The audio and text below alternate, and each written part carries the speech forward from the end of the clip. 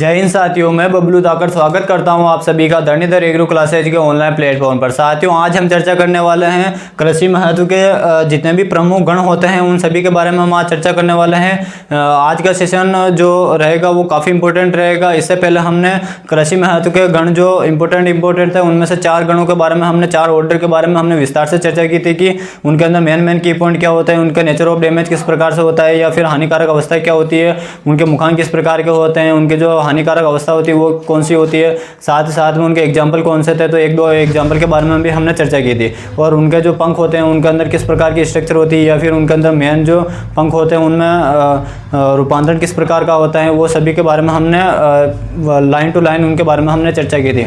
उसी सेशन को आज कवर करते हुए हम नेक्स्ट जो शेष बचे हुए जो ऑर्डर हैं उनके बारे में हम चर्चा करते हैं। तो जो सबसे पहले हमने पिछले सेशन में जो जिन ऑर्डर के बारे में चर्चा की थी उनका एक बार हम सरफेस से देख लेते हैं कि कौन कौन से हमने ऑर्डर के बारे में चर्चा की थी। तो हमारी जो ट्रिक थी वो ट्रिक थी LDH स्क्वायर कोटीन, जिसके अंदर हमने लेपिडोप्टेरा के बारे में चर्चा की थी, डिप्टेरा के बारे में चर्चा की थी, हाइमेनोप्टेरा और हेमियोप्टेरा यानी कि ये शुरू के जो 4 थे उनके बारे में हमने चर्चा की थी। आज के सेशन में हम ये 5 जो ऑर्डर बचे हुए हैं इनके बारे में हम चर्चा करते हैं, ठीक है ना। तो अगला हो जाएगा हमारे नंबर 5 वाला सी से क्या हो जाएगा, कोलियोप्टेरा। क्या हो जाएगा, कोलियोप्टेरा। क्या हो जाएगा, सी से कोलियोप्टेरा। ये हमें याद रखना, ठीक है ना।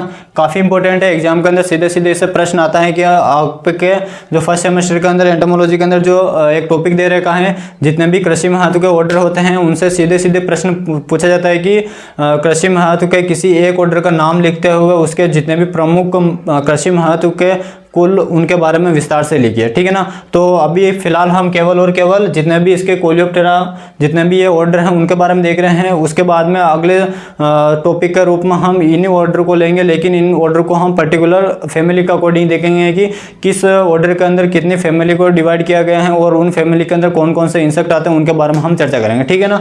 तो कोलियोप्टेरा के बारे में बात करें तो पॉइंट वही रहेंगे, 6 पॉइंट हमारे। पहला तो कौन हो जाएगा, मुखांक किस प्रकार के होते हैं कोलियोप्टेरा के अंदर। उसके बाद नेक्स्ट आ जाएगा इसके अंदर इसके अंदर कायांतरण किस प्रकार का होता है, कायांतरण किस प्रकार का होता है। इसके अंदर हानिकारक जो अवस्था होती है, हानिकारक अवस्था कौन सी होती है और जीवन चक्र में कितनी अवस्थाएं होती है, जीवन चक्र की अवस्थाएं कौन कौन सी होती है, जीवन चक्र में अवस्थाएं कौन कौन सी होती है। इसका अतिरिक्त बात करें इसके जो अग्रपंख होते हैं, अग्रपंख को किस नाम से जाना जाता है।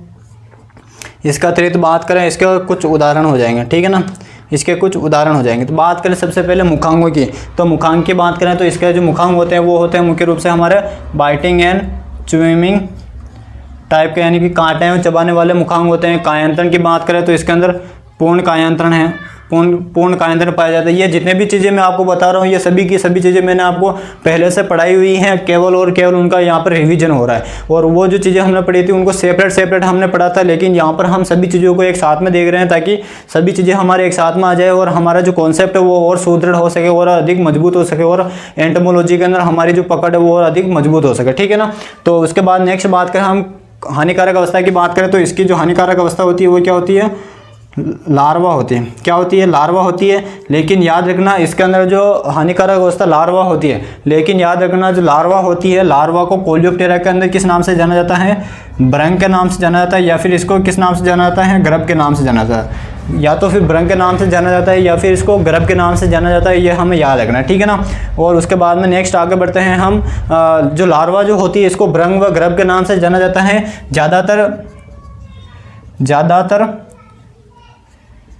ज़्यादातर कीट के अंदर हानिकारक जो अवस्था रहेगी वो क्या रहेगी, हमारे ज़्यादातर कीटों के अंदर जो हानिकारक अवस्था रहेगी वो कोलियोप्टेरा के अंदर ब्रंग व गर्भ रहेगी। लेकिन नोट डाल के यहाँ पर लिखना, लेकिन बात करें सफ़ेद लट की, बात करें सफ़ेद लट जो होती है, सफ़ेद लट के जो अंदर जो हानिकारक अवस्था होती है वो क्या होती है, एक तो ब्रंग भी होती है और इसी के साथ में क्या होता है, वयस्क दोनों होते हैं। भ्रंग और वयस्क दोनों हानिकारक अवस्था होती है किसके अंदर, किसके केस में, सफेद लट के केस में, क्योंकि इसके जो वयस्क जो होते हैं वो क्या करते हैं, आसपास की जो झाड़ियां होती है, या जैसे हम बात करें बेर की झाड़ी हो गई या जरबेरी की, जंगली जलेबी की, ये जो खेत के आसपास जो छोटी छोटी झाड़ियां होती है उनको भी नुकसान पहुंचाता है, तो ये भी हमारा हानिकारक अवस्था के रूप में इसके अंदर सफेद लट के अंदर काउंट किया जाता है। सफेद लट का जो वैज्ञानिक नाम होता है वो होलोट्रिका कॉन्सेनगुनिया होता है, ये हमें पता होना चाहिए। इसका जो रंग होता है सफेद आकार का होता है, सॉरी सफेद रंग की होती है, और इसका जो आकार होता है वो अंग्रेजी के सी आकार का होता है, ठीक है ना। इसके बारे में हम फिलहाल कभी डिटेल से बाद में पढ़ेंगे। जीवन चक्र की बात करें तो जीवन चक्र के अंदर इसकी कितनी अवस्थाएं पाई जाती है, 4 अवस्थाएं पाई जाती है। कितनी अवस्थाएं पाई जाती हैं, 4 अवस्थाएं पाई जाती है। कौन कौन सी, अंडा होगा, अंडे के बाद में क्या होगा, लार्वा को हम इसके अंदर भ्रंग के नाम से जानते हैं, प्यूपा होगा, और प्यूपा से फिर क्या आ जाता है, वयस्क आ जाता है, और इसी प्रकार ये पूरा का पूरा जो साइकिल होता है वो चलता रहता है। इसके जो अग्रपंख होते हैं, अग्रपंख को किस नाम से जाना जाता है, इलाइट्रा के नाम से जाना जाता है। किस नाम से जाना जाता है, इलाइट्रा के नाम से। और ये जो इलाइट्रा जो संरचना होती है किस प्रकार की होती है, कठोर संरचना होती है। किस प्रकार की होती है, कठोर संरचना होती है, कठोर संरचना होती है, ये हमें याद रखना। उसके बाद में हम इसके 1-2 उदाहरण की बात करें तो इसके अंदर जितने भी उदाहरण आते हैं वो कौन कौन सा आते हैं, एक तो या तो विविल आता है या फिर हमारे मुख्य रूप से बीटल आता है। कौन सा आता है, बीटल या विविल आता है, तो उनके बारे में देखते हैं। तो बीटल, सबसे पहले हम बीटल की बात करें तो इसके अंदर कौन कौन से बीटल आते हैं, तो वो बीटल हम देख लेते हैं। पहला हो जाएगा इसके अंदर क्या आ जाएगा, पल्स बीटल। क्या आ जाएगा, पल्स बीटल। कौन सा बीटल आ जाएगा, पल्स बीटल, जिसका वैज्ञानिक नाम की बात करें तो इसका जो पल्स बीटल का जो वैज्ञानिक नाम जो होता है वो होता है कैलसोब्रूसस चाइनेंसिस होता है। क्या होता है, कैलसोब्रूसस चाइनेंसिस होता है। और इसकी जो फैमिली होती है वो क्या होती है, ब्रूचिडी होती है। क्या होती है, ब्रूचिडी होती है। और यह जो इंसेक्ट होता है ये खेत में भी नुकसान पहुंचाता है और ये हमारे भंडारण के अंदर भी नुकसान पहुंचाता है। तो ये खेत और दोनों खेत में और भंडारण के अंदर ये दोनों जगह नुकसान पहुंचाता है, ये हमें याद रखना है। उसके बाद नेक्स्ट बात करें, उसके बाद आ जाएगा हमारे क्या आ जाएगा, खपरा बीटल आ जाएगा। कौन सा बीटल आ जाएगा, खपरा बीटल। खपरा बीटल का जो वैज्ञानिक नाम होता है वो क्या होता है, तो ट्रोकोडर्मा ग्रेनेरियम इसका नाम होता है। ये मोनोफेगस का एग्जांपल होता है क्योंकि ये केवल और केवल भंडारण के अंदर नुकसान पहुंचाता है, केवल गेहूं को नुकसान पहुंचाता है और किसी को नुकसान नहीं पहुंचाता, ये हमें याद रखना है। उसके बाद नेक्स्ट आता है हमारे सरसों की, क्या सोयाबीन की क्या हो जाएगी, गडल बीटल। सोयाबीन की क्या हो जाएगा, गडल बीटल, जिसका वैज्ञानिक नाम क्या होता है, तो ओबेरिया ब्रेविस इसका वैज्ञानिक नाम होता है, ये हमें याद रखना है। उसके बाद में हम थोड़ा और आगे बढ़े तो अगला जो हमारे एग्जाम्पल हो जाएगा वो हो जाएगा हमारे सफ़ेद लट, या इसी को हम इंग्लिश में वाइट ग्रब के नाम से जानते हैं। इसका वैज्ञानिक नाम हो जाएगा होलोट्रिका कॉन्सेनगुनिया हो जाएगा। यह प्रमुख रूप से बीटल होते हैं। एक और बीटल होता है जिससे हम बात करें रेड पंपकिन बीटल, जो कद्दू की होती है वो इसके अंदर आती है, वो हमें याद रखना है, क्या, ठीक है ना। तो ये 5 बीटल हो जाएंगे। और इसका अतिरिक्त बात करें हम, इसके अंदर एक आता है विविल। क्या आता है, विविल आता है, जो कौन सा हो जाएगा, राइस विविल। कौन सा विविल हो जाएगा, राइस विविल इसका एग्जाम्पल हो जाएगा, ये हमें याद रखना है, ठीक है ना। तो इसी के साथ में हमारे जो कोलियोप्टेरा ऑर्डर है उसके अंदर मोस्ट ऑफ रूप से जो इन्फॉर्मेशन हमें पता होनी चाहिए वो सारी की सारी यहाँ पर आपके सामने लिखी हुई है, ठीक है ना। एक बार फटाफट से रिवीजन कर लेते हैं।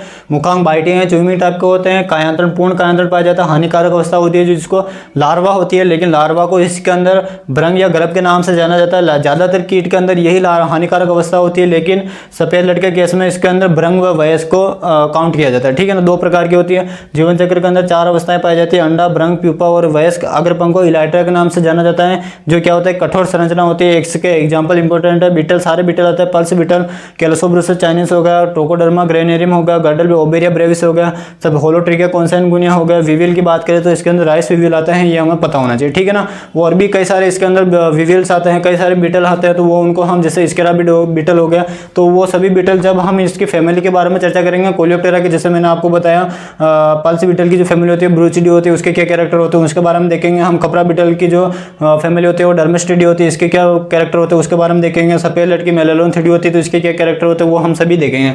तो सेपरेट जब हम पढ़ेंगे तब हम कोलियोप्टेरा के बारे में जो फैमिली होती है उसके बारे में देखेंगे, तब आपको वहाँ पर सब चीज़ें ऑटोमेटिक समझ में आ जाएगी, ठीक है ना। तो इसी के साथ में हमारा कोलियोप्टेरा ऑर्डर कंप्लीट होता है। उसके बाद में हम चर्चा करते हैं ऑर्थोप्टेरा ऑर्डर जो है उसके बारे में हम चर्चा करते हैं।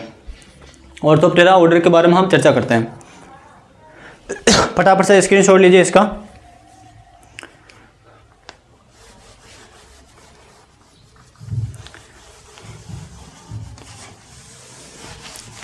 और इसे अपने साथियों के साथ में अधिक से अधिक शेयर कीजिएगा क्योंकि ये सभी के लिए इम्पोर्टेंट है, चाहे बीएससी का स्टूडेंट हो, चाहे एमएससी का हो, चाहे कोई भी पीएचडी की तैयारी कर रहा हो, या फिर जेआरएफ, एसआरएफ, प्री पीजी किसी की भी तैयारी कर रहा हो, तो उन सभी के लिए ये काफ़ी ज़्यादा इंपॉर्टेंट हो। या फिर हमारे मुख्य रूप से प्रतियोगी परीक्षा की बात करें तो AA हो गया, AO हो गया, या फिर एग्रीकल्चर ARO यानी एग्रीकल्चर रिसर्च ऑफिसर हो गया, किसी भी अगर तैयारी कर रहा है जिसके अंदर एंटोमोलॉजी पूछी जाती है, तो उन सभी के लिए ये काफ़ी इंपॉर्टेंट है। यहाँ अधिक से अधिक अपने साथियों के साथ में इसे शेयर कीजिएगा, ठीक है ना।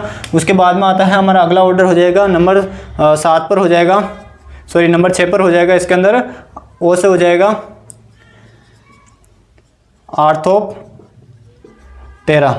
क्या हो जाएगा? आर्थोप्टेरा, ठीक है ना। आर्थोप्टेरा की बात करें तो आर्थोप्टेरा के अंदर जो हमारे इंसेक्ट आते हैं कौन कौन से इसके अंदर इंसेक्ट आता है, तो दीमक हो गया, सॉरी दीमक क्या, टिड्डी और ग्रासहॉपर इसके अंदर जनरली पूछे जाते हैं। तो इसके मुखांकों की बात करें तो आर्थोप्टेरा के अंदर जो मुखांक पाए जाते हैं वो बाइटिंग एंड च्यूइंग टाइप के मुखांक पाए जाते हैं। किस प्रकार के मुखांक पाए जाते हैं? बाइटिंग एंड च्यूइंग टाइप के इसके अंदर मुखांक पाए जाते हैं। और इसके अंदर जो ये मुखांक जो होते हैं ये काफ़ी वेल डेवलप होते हैं, और ये इसके अंदर जो मुखांक होते हैं ये काटने हैं चबाने वाले जो मुखांक होते हैं वो पाए जाते हैं। और ये जो मुखांक होते हैं इन्हीं मुखांकों की वजह से जो टिड्डी होती है वो पूरे जितने भी पृथ्वी पर हरियाली होती है लगभग उसका 10% जो नुकसान पहुंचाती है हरियाली का, वो सभी के सभी कौन पहुंचाते हैं? टिड्डी पहुंचाती है। ये हमें याद रखना, ठीक है ना। कौन पहुंचाती है? टिड्डी नुकसान पहुंचाती है अपने काटने और चबाने वाले मुखांकों से। कायांतरण की बात करें तो इसके अंदर जो कायांतरण पाया जाता है वो अपूर्ण कायांतरण पाया जाता है, यानी कि जीवन चक्र में इसके अंदर 3 अवस्थाएं पाई जाती है। हानिकारक अवस्था की बात करें तो हानिकारक अवस्था इसकी क्या होती है? निम्फ प्लस वयस्क होती है। ये मैंने आपको पहले बताया था। जिसके अंदर अपूर्ण कायांतरण पाए जाते हैं उसके अंदर हानिकारक अवस्था क्या पाई जाती है? निम्फ और वयस्क पाई जाती है। जीवन चक्र में कितनी अवस्थाएं पाई जाती है? 3 अवस्थाएं पाई जाती हैं। कितनी अवस्थाएं पाई जाती है? 3 अवस्थाएं पाई जाती है। कौन कौन सी? अंडा हो गया, निम्फ हो गया और वयस्क हो गया। अंडा, निम्फ और वयस्क हो गया। उसके बाद में हम देखें अग्रपंख जो होते हैं इसको टेगमिना के नाम से जाना जाता है। किस नाम से जाना जाता है? टेगमिना के नाम से जाना जाता है। उदाहरण की बात करें तो इसके अंदर जो एग्जाम्पल हो जाएंगे वो हो जाएंगे हमारे मुख्य रूप से टिड्डी और इसके अतिरिक्त बात करें हम एक हो जाएगा इसके अंदर ग्रास होपर। ये दोनों इसके अंदर आते हैं, ये हमें याद रखना है, ठीक है ना। ग्रास होपर ये मुख्य रूप से ये दोनों इसके अंदर एग्जांपल याद रखना है। अब जो टिड्डी होती है, टिड्डी की भी अलग अलग प्रजातियां होती है। जैसे हम बात करें एक तो हो जाएगी रेगिस्तानी टिड्डी जिसको सिस्टोसर का ग्रेगेरिया के नाम से जाना जाता है। एक होती है बम्बैया टिड्डी जिसको पटंगा सक्सीकंटा। एक होती है माइग्रेटोरिया लोकस्ट जिसको हम लोकस्ट माइग्रेटोरिया के नाम से हम जानते हैं। इसकी कई सारी प्रजातियां होती है और भी होती हैं जिनको हमें याद रखना है। मुख्य रूप से 3 तो हमें पता होनी चाहिए। ग्रास हॉपर जो होता है ये भी इंपॉर्टेंट होता है। इन दोनों के जो नुकसान पहुंचाने की जो प्रवृत्ति होती है वो अलग अलग होती है। जो टिड्डी के जो निम्फ जो होते हैं इनका अगर हम नेचर ऑफ डैमेज की बात करें तो नेचर ऑफ डैमेज के अंदर जो इसके निम्फ जो होते हैं, जो हानिकारक अवस्था निम्फ और वयस्क दोनों होती है, तो इसकी जो टिड्डी के जो अवस्थाओं की बात करें तो इसकी जो निम्फ जो अवस्था होती है वो जब ये निम्फ अवस्था में होती है तो ये ग्रास हॉपर के रूप में व्यवहार करते हैं। और जब ये जैसे जैसे विकसित होकर वयस्क में बदलते हैं तो ये मुख्य रूप से हमारे एक समूह में रहकर नुकसान पहुंचाते हैं। और जो भी है इसको हरे भाग को जो भी हरा भाग दिखाई देता है उन सभी को ये खाने की कोशिश करते हैं, ये हमें पता होना चाहिए। तो अगर इसके नेचर ऑफ डैमेज की बात करें तो नेचर ऑफ डैमेज में मुख्य रूप से एक लाइन याद रखना, जो भी हरा भाग दिखाई देता है उन सभी को ये मुख्य रूप से नुकसान पहुंचाने का कार्य करते हैं। सबसे पहले निम्फ जो होते हैं वो नुकसान पहुंचाते हैं, अलग अलग रहकर नुकसान पहुंचाते हैं। और जैसे जैसे ये डेवलप होते जाते हैं, विकसित होते जाते हैं, तो ये समूह में रहकर नुकसान पहुंचाते हैं। और इनका जहाँ पर भी जिस फसल के ऊपर भी इनका अटैक हो जाता है एक बार, तो ये मान के चलिए कि वो जो फसल होती है वो 100% लगभग 80 से 90% वो बिल्कुल ही वहाँ से खत्म हो जाती है, नष्ट हो जाती है। ये हमें याद रखना, ठीक है ना। तो और इसके अग्रपंख जो होते हैं उनको किस नाम से जाना जाता है? टेगमिना के नाम से जाना जाता है। पश्चपंख जो होते हैं वो मेम्ब्रेन्स टाइप से होते हैं, यानी कि छिद्र युक्त होते हैं, या फिर हम कह सकते हैं झिल्ली नुमा होते हैं। किस नुमा होते हैं? मेम्ब्रेन्स युक्त। या फिर हमारे जो अग्रपंख जो होते हैं इनके टिड्डी के इनके जो अग्र पीछे के जो पंख होते हैं वो झिल्ली युक्त होते हैं, ये हमें याद रखना, ठीक है ना। इसी के साथ में हमारा आर्थोप्टेरा से रिलेटेड जो भी इंफॉर्मेशन थी वो कंप्लीट होती है। इनको कंट्रोल करने के लिए मैंने पहले बताया था बाइटिंग एंड च्यूइंग टाइप के जो मुखांक होते हैं उनको कंट्रोल करने के लिए हम कॉन्टैक्ट पॉइजन का यूज़ करते हैं। किसका यूज़ करते हैं? कॉन्टैक्ट पॉइजन का, जिसके अंदर मेलाथियान हो गया, पैराथियान हो गया, मिथाइल पैराथियान हो गया, वो सभी इसके अंदर आ जाते हैं। फटाफट से स्क्रीनशॉट लीजिए। उसके बाद में हम अगला चर्चा करते हैं, थाइसैनोप्टेरा के बारे में हम चर्चा करते हैं। अगला जो हमारा ऑर्डर आ जाएगा वो आ जाएगा हमारे थाइसैनोप्टेरा। कौन सा आ जाएगा? थाइसैनोप्टेरा।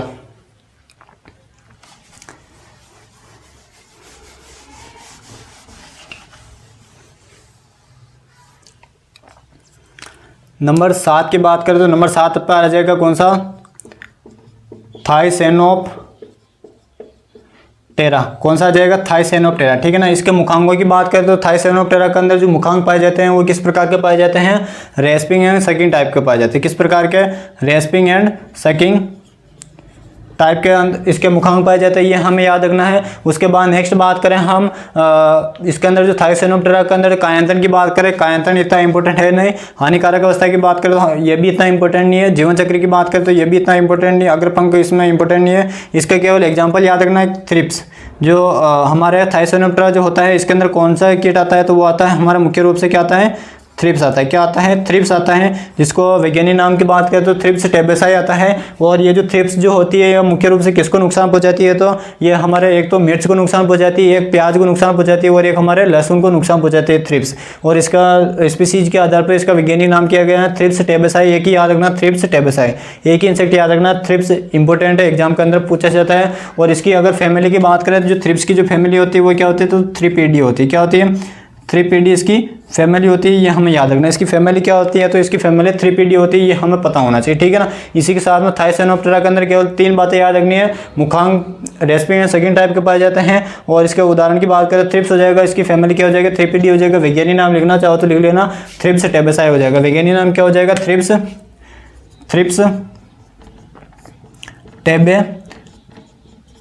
थ्रिप्स टेबेसाई इसका वैज्ञानिक नाम हो जाएगा, ये हमें याद रखना, ठीक है ना। इसी के साथ में हमारा थाइसेनोप्टेरा ऑर्डर कंप्लीट होता है। उसके बाद में नेक्स्ट आता है हमारा आइसोप्टेरा। कौन सा आता है, आइसोप्टेरा। इसका फटाफट से आप स्क्रीनशॉट लीजिए, उसके बाद में हम आइसोप्टेरा के ऊपर चर्चा करते हैं।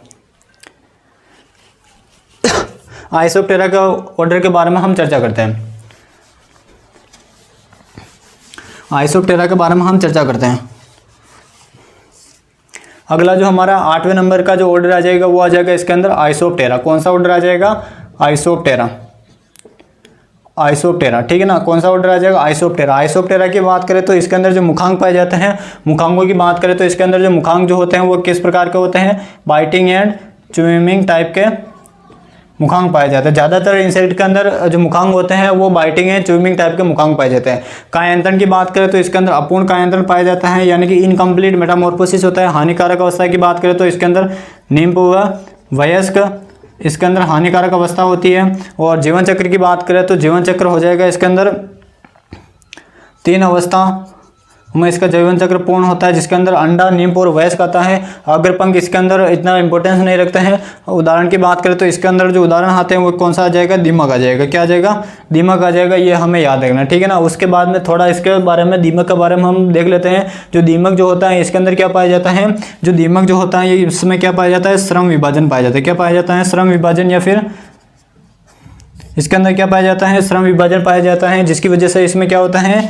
अलग अलग जातियाँ पाई जाती है। इसके अंदर एक तो पाई जाती है जननक जाति, एक इसके अंदर पाई जाती है जननक जाति हो जाएगी। दूसरा हो जाएगी इसके अंदर जननक जाति होगी। एक हो जाएगी इसके अंदर अजननक जाति, ठीक है ना। इसके अंदर अलग अलग प्रकार की जातियाँ पाई जाती है, जिसके अंदर जननक जाति के अंदर हमारे मुख्य रूप से जननक जाति के अंदर नर और मादा आते हैं, और अजननक जाति के अंदर हमारे वर्कर हो गए, श्रमिक हो गए, और एक आता है सोल्जर यानी कि सैनिक आता है, ठीक है ना। तो ये अलग अलग प्रकार की इसके अंदर कास्ट पाई जाती है, जो हम दीमक के बारे में जब पढ़ेंगे तब हम डिटेल से पढ़ेंगे, ये हमें पता होना चाहिए। और जो आइसोप्टेरा जो ऑर्डर होता है इसको 7 फैमिली या 7 कुल के अंदर इसको विभाजित किया गया है। कितने फैमिली के अंदर इसको विभाजित किया गया है, 7 फैमिली के अंदर इसको अलग अलग भागों में विभाजित किया गया है, ये हमें पता होना चाहिए। और जब हम आइसोप्टेरा के बारे में पढ़ेंगे तब वहाँ पर हम डिटेल से पढ़ेंगे। और जो दीमक जो होता है इसके अंदर किस प्रकार का रिलेशन पाया जाता है, तो सहजीविता का संबंध पाया जाता है। किस प्रकार का संबंध पाया जाता है, इसके अंदर सहजीविता का संबंध पाया जाता है। किस किस के मध्य, एक तो दीमक के मध्य, और एक पाया जाता है सूक्ष्म जीव यानी कि जो ट्राइकोनिम्फा जो होता है उसके मध्य पाया जाता है। और जो हमारा जो दीमक जो होता है ये किस प्रकार के वस्तुओं को खाना पसंद करता है, तो जिसके अंदर क्या होता है, सेल्यूलोज की मात्रा जिसके अंदर ज़्यादा होती है, सेल्यूलोज की मात्रा जिसके अंदर ज़्यादा होती है उन सभी को नुकसान पहुंचाएगा। चाहे सेल्यूलोज की मात्रा अगर हमारे फर्नीचर बनने उनमें हो तो उनको नुकसान पहुंचाएगा, अगर हमारे लकड़ी के दरवाजे खिड़कियां तो उनको नुकसान पहुंचाएगा, हमारे जो भी सोफ़ा बेड जो भी है उनको नुकसान पहुंचाएगा। सेल्यूलोज की मात्रा अगर किसी भी प्लांट के जो रूट है सिस्टम है उसके अंदर अगर सेल्यूलोज की मात्रा ज़्यादा होती है तो उसको नुकसान पहुंचाता है। अगर ये जनरली जड़ों को नुकसान पहुंचाता है, जो जड़ जो होती है वो 3 प्रकार की होती है। एक तो होती है प्राथमिक जड़, एक होता है सेकेंडरी जड़ और एक होती है primary root system, secondary root system और टर्सरी रूट सिस्टम, ठीक है ना। अगर इनमें से प्रश्न आता है कि जो दीमक होता है वो किस प्रकार के रूट सिस्टम को नुकसान पहुंचाता है, तो प्राइमरी रूट जो सिस्टम होता है उनको ज़्यादा नुकसान पहुंचाता है, क्योंकि प्राइमरी रूट सिस्टम के अंदर क्या होता है, सेल्यूलोज जो कंटेंट होता है वो क्या होता है इसके अंदर ज़्यादा पाया जाता है, इसी वजह से ये प्राइमरी रूट सिस्टम को ज़्यादा नुकसान पहुंचाता है। और जो सेकेंडरी और टर्सरी जो रूट सिस्टम होता है, इन दोनों को मुख्य रूप से सेकेंडरी और टर्सरी जो रूट सिस्टम होता है इनको कौन नुकसान पहुंचाता है, ज़्यादातर तो सफ़ेद लट इनको नुकसान पहुंचाता है। कौन नुकसान पहुंचाता है, सफ़ेद लट जो नुकसान पहुंचाता है जड़ों को, वो सेकेंडरी एवं टर्सरी रूट सिस्टम को नुकसान पहुंचाने का काम करती है। ये हमें पता होना चाहिए, ये सभी की सभी बातें आपको मुख्य रूप से पता होना चाहिए, ताकि आप भी जब एग्जाम में बैठो या फिर आपको थ्योरी के रूप में लिखने को चीज़ें दी जाती है तो ये आप चीज़ें उसके अंदर आसानी से मेंशन कर सकते हो, ठीक है ना। तो इसका फटाफट से स्क्रीनशॉट लीजिए। उसके बाद में हम अगला जो हमारा ऑर्डर बचा हुआ है न्यूरोप्टेरा के बारे में चर्चा करते हैं। और एक बात याद रखना, आइसोप्टेरा के अंदर जो आइसो का जो अर्थ होता है वो क्या होता है, समान होता है। आइसो का अर्थ क्या होता है यहाँ पर, समान। अब समान का अर्थ क्या होता है, तो यहाँ पर समान का अर्थ हो जाएगा इसके अंदर जो पंख जो होते हैं, 2 जोड़ी पंख पाए जाते हैं, तो दोनों जो साइड के जो पंख होंगे वो बिल्कुल हूबहू एक जैसे दिखाई देंगे। यानी कि अगर एक साइड के पंख बिल्कुल 90 डिग्री के एंगल पर बने हुए तो इस साइड वाले भी 90 डिग्री के एंगल पर बने होंगे। अगर दोनों हॉरिजॉन्टल में बिल्कुल एक जैसे दिखाई देंगे, उन्हीं को क्या कहते हैं, समान पंख, या इसी कारण से इसको आइसोप्टेरा ऑर्डर का नाम दिया गया, ठीक है ना। तो इसका फटाफट से आप स्क्रीनशॉट लीजिए। उसके बाद हम आगे बढ़ते हैं। उसके बाद हम न्यूरोप्टेरा ऑर्डर के बारे में चर्चा करते हैं। न्यूरोप्टेरा ज़्यादा बड़ा नहीं है, छोटा सा है, ठीक है ना। बात करते हैं हम अब न्यूरोप्टेरा ऑर्डर के बारे में। अगला जो हमारा ऑर्डर लास्ट वाला जो शेष बचा हुआ है उसके बारे में हम चर्चा करते हैं। कौन सा हो जाएगा, कौन सा ऑर्डर हो जाएगा, न्यूरोप्टेरा। तो आप भी टॉपिक डालना न्यूरोप्टेरा ऑर्डर, न्यूरोप्टेरा ऑर्डर। इसके अंदर हमें केवल 2 बातें याद रखनी है। पहला तो आ जाएगा इसके अंदर ज़्यादातर, इसके अंदर क्या आता है, ज़्यादातर परभक्षी कीट किसके अंदर आता है, तो न्यूरोप्टेरा ऑर्डर के अंदर आते हैं। जितने भी ज़्यादातर जो मोस्ट ऑफ रूप से हमारे परभक्षी कीट आते हैं वो किसके अंदर आते हैं, हमारे न्यूरोप्टेरा ऑर्डर के अंदर आते हैं। जैसे आपने सुना होगा लेडी बर्ड बीटल का नाम सुना होगा, एफिड लायन का नाम सुना होगा, कॉक्सिनेला स्पीसीज का नाम सुना होगा, एपिकार्नियम मेलेलोन ल्यूका का नाम सुना होगा। तो वो जनरली हमारे मुख्य रूप से परभक्षी कीट के अंदर आते हैं, यह न्यूरोप्टेरा ऑर्डर के अंदर आता है। सॉरी, एपिकार्नियम मेलेलोन ल्यूका है वो नहीं आता, बाकी जितने भी मैंने नाम लिया था वो सभी के सभी हमारे न्यूरोप्टेरा ऑर्डर के अंदर आते हैं। तो इसके उदाहरण याद रखना है। एक तो हो जाएगा इसके अंदर, कॉक्सिनेला स्पीसीज,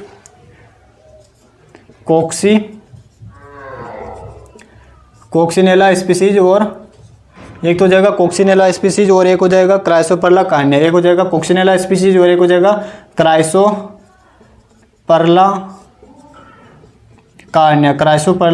कार्निया, ये दोनों इसके अंदर आते हैं। ये हमें मुख्य रूप से पता होना चाहिए, ठीक है ना। इसी के साथ में हमारे जितने भी कृषि महत्व के प्रमुख जो गण हैं उनके बारे में जो मेन बातें थी वो सभी की सभी मैंने आपको यहाँ पर बता दी, ठीक है ना। कौन कौन से थे, एल से हो जाएगा लेपिडोप्टेरा, डी से डिप्टेरा, ए से हाइमेनोप्टेरा, ए से हो जाएगा हाइमेप्टेरा, सी से कोलियोप्टेरा, ओ से हो जाएगा आर्थोप्टेरा, टी से हो जाएगा हमारे थाइसेनुरा, आई से हो जाएगा आइसोप्टेरा और एन से हो जाएगा हमारे न्यूरोप्टेरा, ठीक है ना। इसी के साथ में हमारे कृषि महत्व के ज्ञान सभी कंप्लीट होते हैं। अगर इसमें किसी भी प्रकार की त्रुटि होती है तो मैं आपसे क्षमा चाहता हूँ। बाकी जितने भी इंसेक्ट होंगे वो ज़्यादातर हमारे हानिकारक इंसेक्ट होंगे या फिर लाभदायक कीट होंगे, कोई सा भी कीट होगा वो आपको इन 9 ऑर्डर में से 99% के केस में वो मिल जाएगा, ठीक है ना।